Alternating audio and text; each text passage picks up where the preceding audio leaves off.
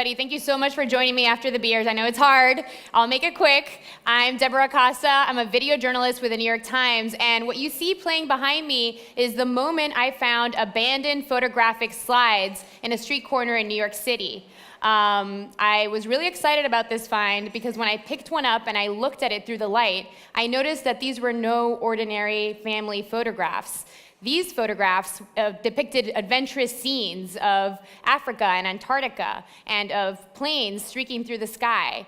And so I really wanted to know what was the story behind this. And I followed my curiosity. It led me to a giant trash bag filled with these memories, these fragments of somebody's life. And I sent the clip to my editor, and I said, what do you think about going live with this discovery? And I got lucky. Usually the New York Times doesn't do this kind of storytelling, but we had been tasked with experimenting with live interactive journalism through the use of Facebook Live, and she said yes. But to be honest, this was not the first time that we experimented with live interactive journalism. A few weeks prior to this, I was producing a story about Caitlyn Jenner. And for those of you who don't know, Caitlyn Jenner is a very famous transgender activist in the United States. Used to be known as Bruce Jenner, the gold medalist and the gold Olympic medalist, and also as the father of the Kardashian girls. So we were doing this story about Caitlyn Jenner. She's super controversial because despite the fact that she's transgender and she's an activist, she's also very conservative with her politics. And that rubs a lot of transgender people the wrong way. She's also a Donald Trump supporter. So in addition to being, not very well loved by people who don't believe in transgender people, she's also not very well loved by the transgender community as well. So the whole story was that she was going to visit this school in Brooklyn that has incredible transgender rights, and they have a lot of transgender students that go there. But we went in advance before she went to ask the students, what do you think about Caitlyn Jenner? And of course, they were all like, we hate her, we think she's a terrible representation of our community. But of course, when she arrived, the students were starstruck. They loved her immediately. They embraced her with open arms. And honestly, that could have been the end of our story, except that we decided to go live towards the end of our reporting trip there. We decided, why don't we go live in front of one of the school's gender-neutral restrooms? And the person you see here is Nicholas Kristof. He's one of our opinion writers at the New York Times, and he was the host of the video. And he was going to interview Caitlyn Jenner live in front of our Facebook Live audience. He was going to take questions, and it was going to be this really great moment where she was going to interact with the audience and with the reporter and vice versa. But this is what ended up happening. Do you need to use the restroom? This is an all-gender restroom. You can use it. We're safe here.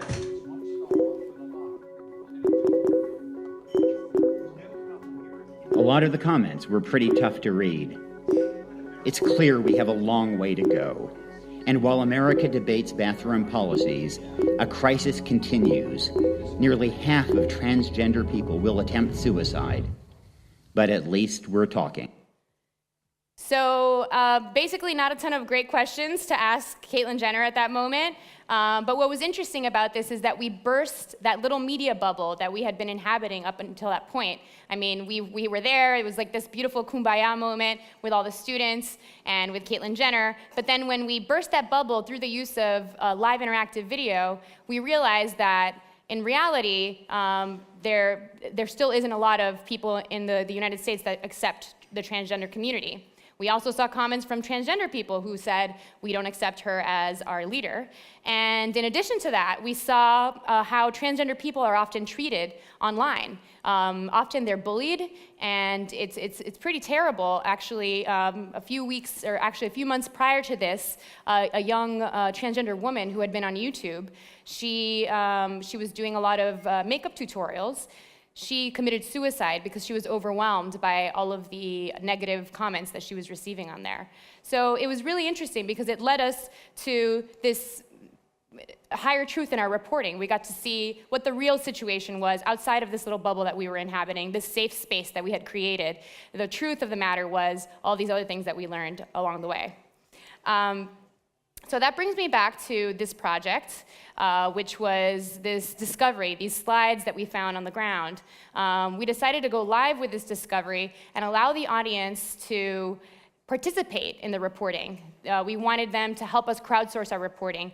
Did they know any details about who had left these slides here? Did they know who had maybe taken the photographs?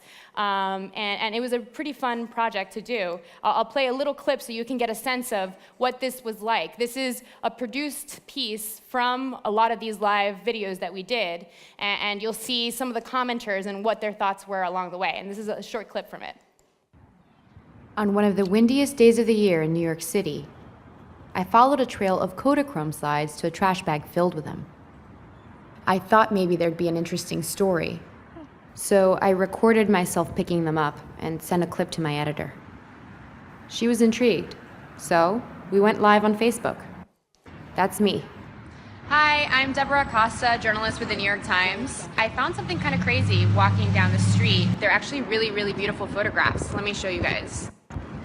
The comments started streaming in immediately. So this was just lying on the ground here. People projected all sorts of meaning into the slides. And 11th Avenue. And I followed it to this trash can, this random city. And some people thought they were meaningless. And I found this bag on the ground filled with beautiful Kodachrome slides. And I just can't imagine why someone would throw all this stuff away. I always rescue things like this. It's like a life lost, and it always makes me sad. Someone will undoubtedly throw my slides away when I die. Nothing more tragic than family photos tossed into the trash. As a former columnist for the St. Petersburg Times, I cannot imagine my editors would have ever approved a trash hunt for a story, live or not. You never know. This might be an interesting story, John. I know it's live. We don't know. It might be nothing at the end of the day, or it might be something really cool. We don't know. That's the point. It's live. And then a clue. This says Mariana Gosnell and an address. And I'm not sure what that says. Does anybody know who Mariana Gosnell? A few people quoted Gosnell's obituary. She was a journalist and author. Could she also be the photographer? And why were these images, a life's work really, thrown out? Once I looked inside and saw all the clues, I had to find out. So I enlisted the help of one of my colleagues, Todd Heisler, a Pulitzer Prize-winning New York Times photographer. Some people were very excited about this find, and others were just thought there's no importance whatsoever to something like this. What are your thoughts on that? I mean, I think it's all important because, you know, look at that right there. I mean, you know, it's a life, or at least it's a fragment of somebody's life, and you know, it was important to them. Mm-hmm. So is it going to hang on a gallery wall? I don't know, but does that make it important or less important? No. I mean, that's a beautiful picture. Mm-hmm. So in the process of reporting the story, it became almost like a crowdsourced investigation. We had the audience chiming in with their thoughts. A lot of it had to do with emotion and nostalgia. A lot of people injected it with their experiences and their emotions and their thoughts. But sometimes we had people come forward who actually knew the photographer. I had one of her best friends came forward. We did an interview, and she told me all about her life. And ultimately, we did solve the mystery of the slides and who had left them there. And if you want to know the end of the story, you should definitely check it out, NewYorkTimes.com. You can see who the guy was, and it's pretty interesting. You should check it out. So halfway through reporting this story, actually, we took a pause because there was a horrible breaking news coming out of Orlando, Florida. A terrorist had killed many people at Pulse nightclub. And we were there immediately. The New York Times was there. We had very traditional reporters, writers, videographers, and also myself as the live interactive journalist. And the whole point of my trip there was to see what we could do. We'd never tried this before, breaking news, tragic breaking news, live on Facebook. How do we do this, right? And one of the first things I produced, actually, was with this young man, Norman Casiano, who's one of the first He was the first survivor to emerge from this horrible scene, and he agreed, he was brave enough and agreed to do an interview. And as you can see, he's here in his living room, and sitting next to him is Anderson Cooper from CNN, a very, very famous news anchor who got there at the same time as I did. So there was no competition. He kicked me out immediately. He was like, I'm bringing all my dudes in with all my cameras and stuff, and we got to do this thing, like, just wait outside, come next. And I was like, all right, that's fine. They did their thing, and I did mine second. But when I went back to look at their piece, it was a very traditional type of interview. You know, you have the famous anchor sitting on the couch, interacting directly with the subject, Norman Cassiano. It was a great interview, but it's very traditional. You have the big headline at the bottom. Ours was a little bit different. We had him looking directly to camera, engaging directly with the audience. On the right-hand panel here, you can see people from all over the world showing their support, showing their comments, showing what their thoughts are about the situation. And actually, despite the fact that I'd been kicked out and was second in line, ours published first because we went live immediately with this, right? And I think that that's actually really important in a situation like this where you have tragic breaking news. The public is dying to know as much as possible about this information, and we gave it to them immediately with just my cell phone. And I'm going to show you a tiny little clip of this so you can get a sense of this interaction that he had with our audience. Are begging him not to shoot. They're yelling at him, please don't shoot, just spare our lives. Like, we didn't see your face, we don't know who you are, we haven't heard your voice. All I heard was a laugh when he shot the boy before he shot the stall. He laughed, like an evil laugh. Like something that's just going to be imprinted in my head forever. I can go to sleep, close my eyes, and that's literally the first thing I can hear is bullets hitting the floor, the gun being reloaded, and that laugh. A laugh of like, ha, like I did it. I'm getting rid of all of you. So then I guess it enticed him to shoot more. I was screaming and begging, and he put his hand over the stall. That's when I was able to see that he was a tan person, and I was able to see the smaller gun that he did use first. And then he just started shooting. At that point I turned like this to like try to get away from the front where the gun was, but it was too late and it had hit me on this side. And it was another entrance and exit wound. So another difference between this medium and more traditional mediums is that you really have the opportunity to let the subject just really go into detail about the story. He was speaking for over 30 minutes during this interview, and we didn't cut him off. We let him keep going, and honestly, it was a wonderful story that he told without much interference from our side, and I think that's pretty powerful. Of course, breaking news is an obvious way to use live interactive journalism, but we also used it in a longer-term project that took about a week. This is a woman from Ecuador. She's an undocumented immigrant. This whole project started because I'd noticed that there was a really long line outside of the health department in New York City. Very strange, usually not such a long line. And I showed up on a Monday with my cell phone and asked people in line, hey, what are you guys doing? I found out that a big amount of them were undocumented immigrants.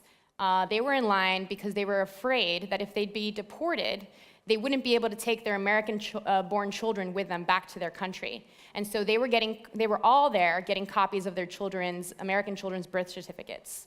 And they would take these birth certificates to either get a passport for their child or just have a dual citizenship for their child. They were all afraid of getting deported. And this woman was the first brave person that agreed to be filmed live and share her story with us. And during that, obviously, you got comments from the audience. And it was very interesting that we were able to create this transparent space where people who may not have ever met an undocumented immigrant have the opportunity to really meet her through that space, and to really hash out their ideas of what's okay and what's not okay within the topic of undocumented immigrants. So I'm going to show you again a little quick clip that is a little produced clip of some of the comments that came in while this woman shared her story with us. El presidente nos dice que si no somos nacidos aquí que nos van a deportar. Ese es el problema.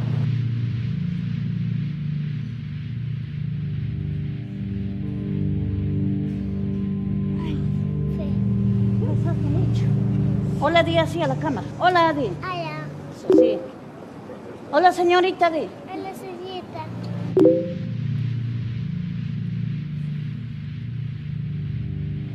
Todos los días es una fila horrenda de papás que están arreglando los papeles de los niños.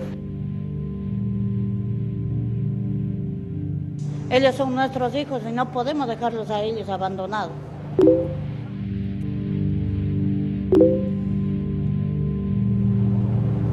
Sí, es que es una hija, no podemos dejarle abandonando a ella. I think in an era where there's a lot of distrust of the media, fake news, etc., I think it's incredibly valuable to allow the audience into your reporting process and to create that kind of transparency into your process, so that if they do have a question that they think you haven't addressed yet, they can ask it, and you can relate it to that person right then and there. I think it's super valuable within that space. And also it's interesting because as a journalist, I want to be as objective as possible whenever I do my reporting. But in reality, I only have my one set of experiences, right? And that's what colors my reality. And through Facebook Live and interactive video journalism, you have the opportunity to really inject that moment with the experiences of everyone else that's watching with you. They can put it in the comments, and you can bring that into your reporting process as well. And I think that kind of crowdsourcing in your reporting live really creates higher truths. And one example, I kept going back that entire week to the line. I went Monday through Friday just to meet different people and see what their thoughts were. And this woman was incredibly brave and interesting. She gave her full name. We used her in the print story as well. And one audience member thought that she reminded her of her mother.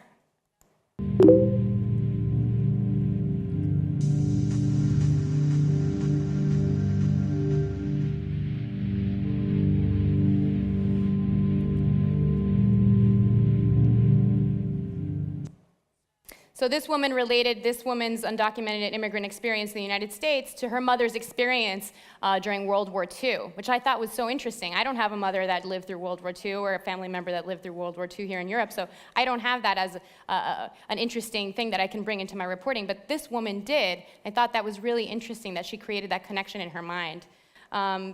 Another thing that live interactive journalism is really cool for is to connect people across the globe. And I had a great opportunity to do that when I was at the Zaatari refugee camp in Jordan. This is one of the largest Syrian refugee camps in the world.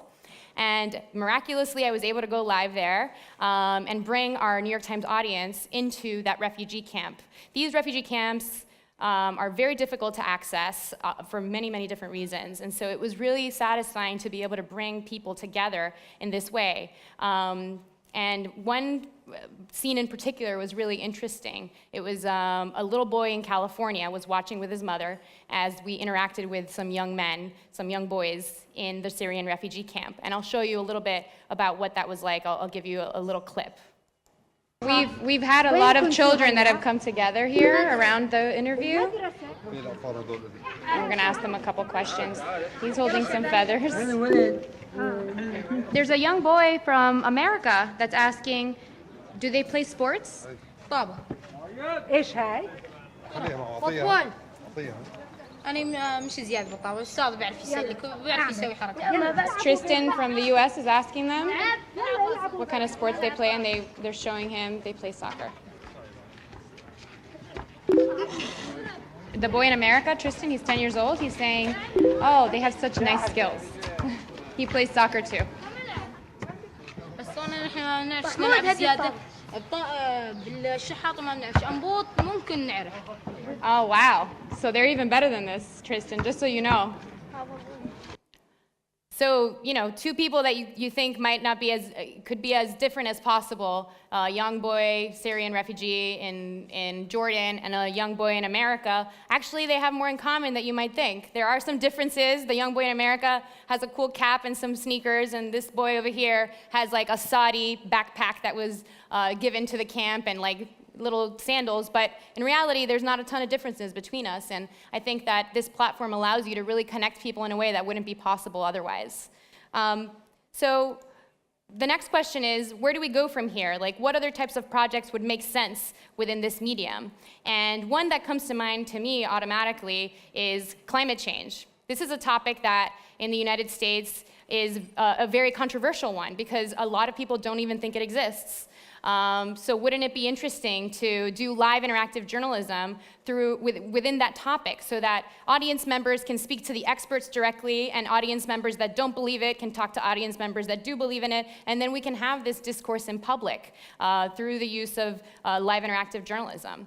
I think in an era where fake news is running rampant and there's not a lot of transparency and people are not believing in the press anymore, it's more important than ever to have these dialogues in a public space. Thank you so much.